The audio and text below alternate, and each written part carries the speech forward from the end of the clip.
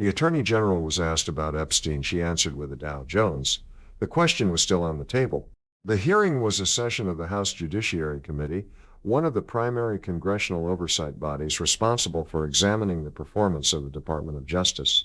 The committee had convened specifically to conduct oversight of Bondi's tenure, with the Epstein file handling as the central subject. Multiple Democratic members had been allocated time to question the Attorney General. Multiple Republican members had been allocated equal time. The session had been running for hours. By the time the Dow Jones was cited, the committee had worked through a substantial portion of the member list, and the accumulated record of the session already contained the 0 co-conspirators figure, the 3 million withheld pages figure, the financial settlement, the limousine driver witness statement, and Bondi's response to each. Rep. Jerry Nadler had asked it. It had not been answered. The hearing had moved forward anyway through other members' time allocations, through exchanges about impeachment and Mueller and Merrick Garland and whether Democrats owed the president an apology, through the accumulating transcript of a congressional oversight session that was supposed to be about the Department of Justice's handling of the Jeffrey Epstein files. The question existed in the record. The record was being added to by the minute. The subject under discussion had migrated from the Epstein files to the 2016 election, to the Mueller investigation, to the stock market. In the span of a single hearing, the committee had traveled from 0 co-conspirators charged to the Dow Jones Industrial Average. That distance is documented in the transcript. What came instead during the time allocated to a Republican member was the Dow Jones Industrial Average. Pam Bondi, Attorney General of the United States, in a congressional hearing examining her department's handling of the Epstein investigation, announced that the Dow Jones Industrial Average was over $50,000. The room responded, not with silence, not with the controlled recognition that a hearing room typically produces when a witness says something unexpected, with something that was not quite laughter, the kind of involuntary vocal response that happens when a room full of people simultaneously processes a statement they were not prepared to receive. The Dow Jones Industrial Average, in an Epstein hearing announced by the Attorney General. Then Bondi asked, "I don't know why you're laughing." The Epstein hearing, the Attorney General, the Dow Jones, and a question about why anyone found that notable. This channel tracks the documentation as it moves through the legal system. If you want to follow where this goes, subscribe and turn on notifications. New videos drop when the record produces something worth documenting. Let's start with the Dow Jones number because the number itself is worth examining before the deflection strategy it represents. The Dow Jones Industrial Average is an index of 30 large publicly traded American companies. It is quoted as a point value that has no direct relationship to a dollar amount. When Bondi announced that the Dow was over $50,000, she was citing a number that is not denominated in dollars. A $50,000 Dow does not mean the index is worth $50,000. It is a point index. The numerical value represents a calculation based on the prices of the component stocks, not a monetary amount. Saying the Dow is over $50,000 is like saying a temperature in Celsius is the same as a price in dollars. The number can be stated accurately while the framing implies a significance that the number does not actually carry. The room's response was to this framing, not to the underlying economic data. The S&P 500 was also cited at almost $7,000, another index quoted as a point value. The NASDAQ was described as smashing records. National median rents had fallen to a 4-year low. The murder rate had plummeted to a 125-year low. 9 straight months of 0 illegal border crossings at the southern border. Each of these statistics is a real figure from a real data set. None of them is denominated in the units Bondi's framing implied. The Dow Jones is not measured in dollars. The S&P 500 is not measured in dollars. The murder rate figure, a 125-year low, is not a response to any question that had been asked in that hearing room. The border crossing statistic has no bearing on the question of why Jeffrey Epstein's co-conspirators have not been indicted, and none of them has any bearing on the question Nadler had asked about the Epstein files. That list, the Dow, the S&P, the NASDAQ, rents, murder rate, border crossings, was produced in sequence. The sequence produced a specific quality of attention in the hearing room, the attention of people following the speaker who has departed from the established subject and is moving through material that is not connected to anything they came to discuss. Representative Jamie Raskin was described by Bondi as a great stock trader, apparently as a means of dismissing whatever reaction Raskin produced to the Dow Jones announcement. The specific deployment of that characterization is worth examining. Raskin is a member of the committee conducting oversight of Bondi's department. He was asking questions or processing the responses to questions in his capacity as an elected representative, exercising congressional oversight authority. The Attorney General's response to his reaction to the Dow Jones announcement was to characterize his personal investment activities. Whether Raskin is or is not a stock trader is not established by the hearing transcript. What the transcript establishes is that the Attorney General of the United States, in a hearing examining the Department of Justice's Epstein file handling, responded to a committee member's visible reaction to the Dow Jones announcement by citing that member's alleged investment behavior. The Dow Jones pivot and the Raskin characterization are connected. Both represent a shift from the subject of the hearing, co-conspirators, withheld pages, victim disclosure, abuser protection, to something else. The market index is economic data unrelated to the investigation. The stock trader comment is a personal characterization of a committee member, unrelated to the investigation. Both appear in the same portion of the transcript. Both were produced in response to questions or reactions about the same investigation. The question, "What does the Dow have to do with anything?" was asked in the room, and it was a fair question. Now let's examine the deflection structure. She cited the Dow. The room responded. She asked why. The Epstein question was still unanswered. Then she kept going. Bondi's economic pivot was not isolated. It was the culminating element of a broader pattern of redirection that operated across her time at the witness table. The pattern had components. First, invoke the prior administration. Merrick Garland had not been asked about Epstein. The Biden DOJ had not been held accountable for its handling of the Epstein files. Democrats should be apologizing for doing nothing during the 4 years they controlled the government. The Garland argument has a specific logical structure worth examining. It is accurate that the Epstein investigation predates Bondi's tenure and that prior administrations of both parties have been criticized for how they handled the case. The legal framework that failed to produce charges against co-conspirators was in place long before Bondi became Attorney General. Those failures are documented, and their documentation is part of the same record that contains the current administration's failures. But the Garland argument does not answer the question being asked. In legal proceedings, the argument that a prior actor also failed to meet a standard is not a defense for a current actor failing to meet that standard. The prior failure establishes the existence of an institutional problem. It does not excuse the continuation of that problem. If Garland's DOJ failed to charge Epstein's co-conspirators, and Bondi's DOJ has also failed to charge them, the correct institutional response is either an explanation of why the standard cannot be met or a commitment to meeting it. The answer that my predecessor also didn't do it places the focus on comparative institutional performance rather than on the specific accountability question being asked. The question is what Bondi has done, specifically why 0 co-conspirators have been charged in 1 year of her leadership.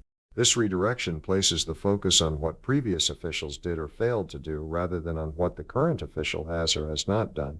Second, invoke the president's record. 3 million pages released. Trump signed the transparency law, most transparent president in history.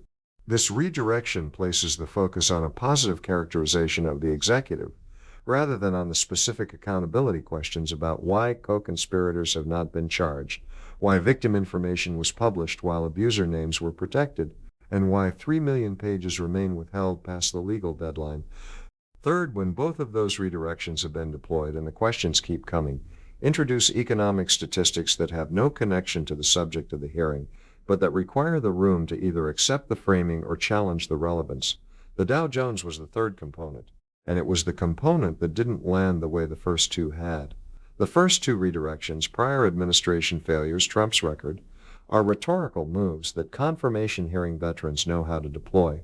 They work because they shift the terrain from specific accountability to political argumentation. They invite the member to argue about whether the Biden DOJ was also inadequate, whether Trump deserves credit for the partial disclosure, whether the political framing of the question is fair. Those arguments consume time. They produce heat rather than light. They are effective deflection tools. The Dow Jones is a different kind of move. It invites the room not to argue but to reject the premise entirely. The deployment of economic statistics as a deflection from specific accountability questions has a documented history in congressional testimony. Officials asked about policy failures or institutional misconduct have periodically shifted to broader economic or safety metrics as a way of reframing the accountability question as a political attack on an otherwise successful administration. The underlying logic is that positive macroeconomic data constitutes a defense against specific institutional criticisms, that if the broader record is good, the specific failure is either insignificant or acceptable in context. That logic has a limited track record in congressional hearings for the specific reason that oversight committees are convened to examine specific questions, not to conduct general performance reviews. A member who has come to ask why 0 co-conspirators have been charged is not asking about the stock market. The stock market does not answer the co-conspirator question. Congressional hearing rooms generally understand this, which is why the deployment of economic statistics as accountability deflection tends to produce visible responses. The connection between the price index of 30 publicly traded companies and the question of why Jeffrey Epstein's co-conspirators have not been indicted is not a political disagreement. It is an absence of connection. There is no argument to make about whether the Dow is relevant to the Epstein hearing. It simply is not relevant. And the room understood that simultaneously, which is why the response was involuntary. The involuntary quality of the room's response is itself significant. Congressional hearing rooms are not comedy venues. The people present, members, staff, aides, journalists, legal counsel, witnesses, are professionals who attend oversight proceedings regularly. They understand that proceedings often produce statements they find inadequate, misleading, or politically motivated. They have developed, through professional experience, the capacity to receive such statements with neutrality. The fact that this particular statement, the Dow Jones in an Epstein hearing, produced a response that was not fully controlled, is evidence of how unexpected the pivot was. Not unexpected in the sense of surprising coming from this witness at this hearing, unexpected in the sense of being categorically disconnected from the subject under discussion in a way that the room processed before it could manage not to process it. Bondi's question, "I don't know why you're laughing," is in the transcript. It sits next to the Dow Jones announcement that produced the response. The Attorney General had asked in a hearing examining the Department of Justice's performance on the most significant sex trafficking investigation in American history, why the room found it notable that she had cited a stock index. That question and the context in which it was asked is the document. Now let's return to what the Dow Jones was positioned in front of. The index is at 50,000, the co-conspirator count is at 0. Those two numbers appeared in the same hearing. Nadler's question remained unanswered. Not unanswered in the sense that Hegseth answered his questions with anonymous smears. At least that is a position, however inadequate. Unanswered in the sense that the hearing had moved past the point at which Nadler's time had expired and the question was simply in the transcript without any response attached to it. The specific subject of Nadler's unanswered question was the 0 co-conspirators charged in 1 year of Bondi's tenure, the documented output of a department that had a lead prosecutor fired, issued a memo claiming no more leads, and forced a partial disclosure through congressional legislation that published victim information while protecting abuser names. That question existed in the transcript without an answer. The clock had moved past Nadler's time. Other members had taken the floor. The hearing had continued. The Dow Jones announcement came in the context of the exchange immediately following Nadler's time. It was not a response to Nadler. It was a contribution from a Republican member who was using her time to support Bondi and defend the administration's record. But the proximity of the Dow Jones announcement to Nadler's unanswered question is itself a kind of document. On one side of the ledger, a question about 0 indictments in a sex trafficking investigation involving over 1,000 documented victims. On the other side, the Dow Jones Industrial Average at 50,000 points, the S&P at 7,000, the NASDAQ smashing records. The hearing was about Epstein. The record reflects the Dow. The Dow Jones had been cited. The Attorney General had asked why people were reacting. The question was still unanswered. Then a colleague stepped in to apologize for the people asking questions. Representative Collins, the Republican member whose time produced the Dow Jones moment, opened her portion of the proceeding by addressing the impeachment references from the prior exchange. She invoked the Mueller report. She asked whether Nadler had apologized to Trump for the impeachment proceedings. She characterized the Democrats' approach to the hearing as theatrics and time waste, and she announced that she wanted to apologize on behalf of her colleagues on the left. Let's examine that formulation. The Democrats were asking questions. The Republican was apologizing for the questions. The Attorney General was the recipient of the apology. I want to apologize on behalf of my colleagues on the left for the theatrics and time waste. The theatrics characterization applied to the Democratic members of the committee inverts the hearing's content in a way that the transcript documents without resolving. The Democratic members had been asking in their allocated time specific questions about specific documented failures, 0 co-conspirators charged, victim information published while abuser names were protected, 3 million pages withheld, a lead prosecutor fired. Those questions were asked with documents in hand, with specific dates and numbers and legal references. Whether those questions represent theatrics is a characterization that requires accepting that specific, documented accountability questions about a federal law enforcement official's performance are theater. The time that the Republican members used, including Collins's allocation, was used for a different purpose: defending the president's record, citing economic statistics, apologizing for Democratic colleagues, asking whether Democrats had apologized for the impeachment proceedings. Whether that use of time represents substantive oversight or theater is a question that the transcript of both allocations answers by contrast. The apology Collins offered on behalf of her Democratic colleagues is the element that completes the picture. She was not a Democratic member apologizing for the conduct of Democrats. She was a Republican member apologizing, presumably sarcastically, for the conduct of the opposing party. The apology was addressed to Bondi for the theatrics and time waste Bondi had to endure over the course of the hearing. The direction of that apology from a member to the witness on behalf of other members reflects the specific configuration of the hearing's partisan dynamics. In a conventional oversight hearing, the committee holds the executive branch accountable. Members ask questions, officials answer them. Apologies, if they occur, typically flow from officials to members or committees for institutional failures. Collins's formulation reversed that direction. She apologized to the Attorney General for the questions the Attorney General was being asked. The apology treated the oversight function itself as the offense requiring the apology, and the official being overseen as the party deserving the apology for being subjected to it. Then she yielded 80 seconds to Chairman Jordan. Jordan had been managing the hearing's procedural disputes, ruling against second rounds of questioning, managing time restoration disputes, keeping order during exchanges where the witness kept speaking past members' reclaim. He used the 80 seconds he received to thank Bondi and concur with Collins's characterization of the hearing. The hearing had started as an oversight of the Department of Justice.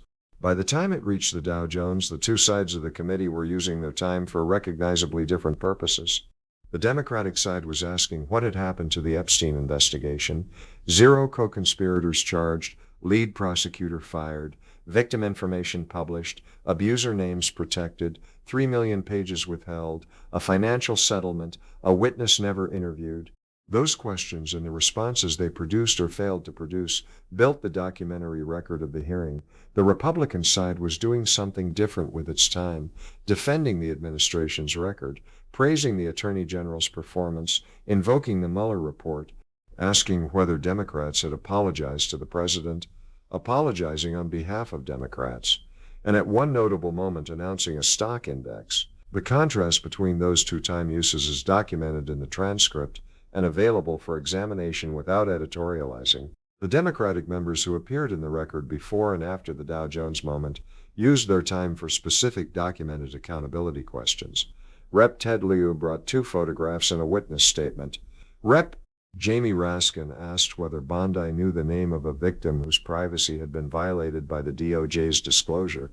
Rep. Nadler asked for a number. How many co-conspirators have you charged? Each of those questions was directed at the documented performance of the department under Bondi's leadership. The Republican members who appeared alongside them in the record used their time for a different purpose, invoking prior administrations, citing the Mueller report, praising the Attorney General's professionalism, noting the stock market, apologizing to the Attorney General for the experience of being questioned, yielding time to the chairman. None of that time was used to ask questions that would add to the documentary record of the DOJ's Epstein file handling. That is not a characterization. It is a description of what the transcript contains in each member's allocated segment. Both uses of time are in the same transcript. The contrast they produce is not editorialized in the record. The record simply contains both. Nadler's question remained in the transcript. Nadler had come to the hearing with a specific and documented argument. He had noted that Bondi had been Attorney General for 1 year. He had identified the documented failures of that year. The lead prosecutor fired, the July 2025 memo claiming no more leads when witness statements were in FBI files, the partial disclosure that published victim information while protecting abuser names. He had asked the question that those documented failures produced: how many of Epstein's co-conspirators has she indicted? The answer is 0. He asked it and received the same response that other members received: not a denial, not a legal explanation, not a timeline for future action, but a redirection to prior administrations and to economic statistics. Nadler's question, specifically the 0, had not received an answer that addressed its substance. It had received deflections. Those deflections are also in the transcript alongside the question. The question and the deflections are part of the same record, unanswered. The Dow Jones, for the record, is not a response to a question about the Epstein investigation. The murder rate falling to a 125-year low is not a response to a question about why victim names were published while abuser names were protected. National median rents falling to a 4-year low is not a response to a question about 3 million withheld pages. 9 straight months of 0 illegal border crossings is not a response to a question about a financial settlement with a female staffer. Each of those statistics may be accurate. They are claims about economic and safety conditions that were described as products of the current administration's policies. Whether those causal claims are accurate, whether the Dow's level reflects presidential policy or independent market forces, whether the murder rate reduction is attributable to federal action or long-term demographic and enforcement trends, those are disputed questions in economic and criminological analysis. They are not the questions that were before the committee. Each of them was cited by the Attorney General of the United States in a hearing specifically about the Department of Justice's handling of the Jeffrey Epstein files. The hearing produced a record of those citations alongside the unanswered questions they were positioned in proximity to. The Dow citation sits in the transcript at the point where the hearing was furthest from its subject matter and closest to the unanswered question that was still waiting in the record. That record is the document. The Dow was cited, the question was not answered, the hearing continued. Nadler's question is still in the transcript.